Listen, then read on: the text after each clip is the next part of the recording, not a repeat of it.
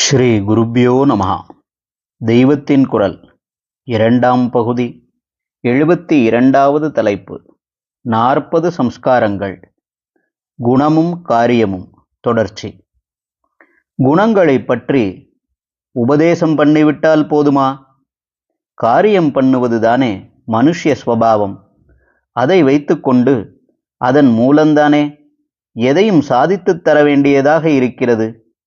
காந்தி அஹிம்சை, சத்தியம் என்று நிறைய சொல்லிக் கொண்டிருந்தார் என்றாலும் அவருடைய ஆசிரமத்தில் போய் பார்த்தால் அவர் எப்போது பார்த்தாலும் சுறுசுறுவென்று ஏதாவது காரியம் பண்ணிக்கொண்டேதான் இருந்தார். மற்றவர்களையும் உட்கார விடாமல் வேலை வாங்கிக் கொண்டேதான் இருந்தார். ரொம்பவும் கடுமையான டாஸ்க் மாஸ்டர் என்று அவரை சேர்ந்தவர்கள் சொல்கிறார்கள். ராட்டையை சுற்றி கொண்டு நூற்க வேண்டும், கக்கூசை அலம்ப வேண்டும், இப்படி ஏதாவது காரியம் பண்ணிக்கொண்டே இருக்கும்படிதான் செய்தார்.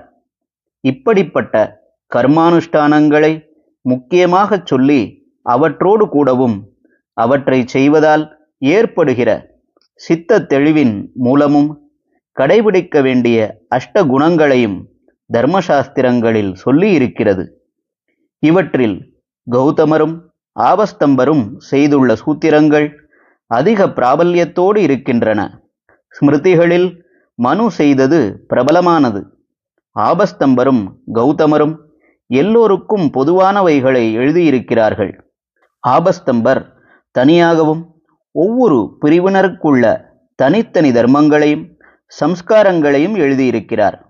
கௌதமர் 40 சம்ஸ்காரங்களையும் 8 ஆத்ம குணங்களையும் சொல்லியிருக்கிறார். ஜீவன் உடம்பை விட்டு பிரிந்தவுடன் நேரே பிரம்மலோகத்திற்கு போய்ச் சேர இந்த 48ம் காரணங்களாக இருக்கின்றன. இவைகளால் ஈஸ்வர சந்நிதானத்தில் போய் இருக்கலாம். அது பரம ஞானியின் சந்நிதானத்தில் இருப்பது போல் இருக்கும். அசையாமல் ஆனந்தமாக இருக்கலாம்.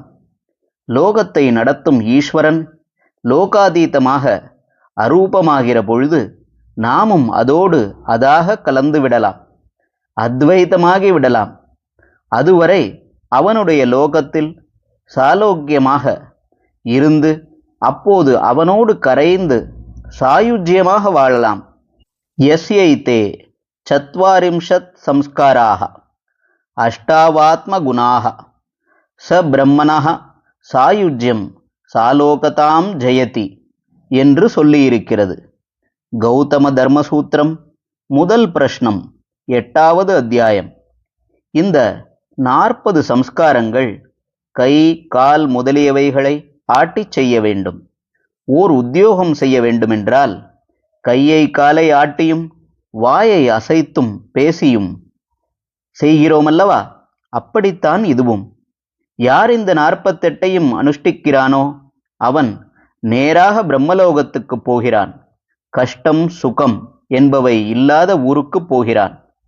கஷ்டமும் சுகமும் இல்லாமல் எப்பொழுது இருக்கும்? இந்த இரண்டையும் ஏற்படுத்தினவனிடம் போனால்தான் அப்படி இருக்கலாம். ஆத்ம குணங்களை ஆத்ம சக்தி என்று சொல்லுகிறார்கள். இது சமீபகால பத்திரிகை வார்த்தை.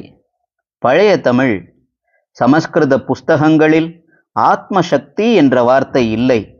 ஆத்ம குணங்கள்தான் சொல்லப்பட்டிருக்கின்றன. அவை 8. இவற்றை முன்பே சொன்னேன். ஹரஹர சங்கர, ஜெய ஜெய சங்கர. தெய்வத்தின் குரல் மேலும் ஒலிக்கும்.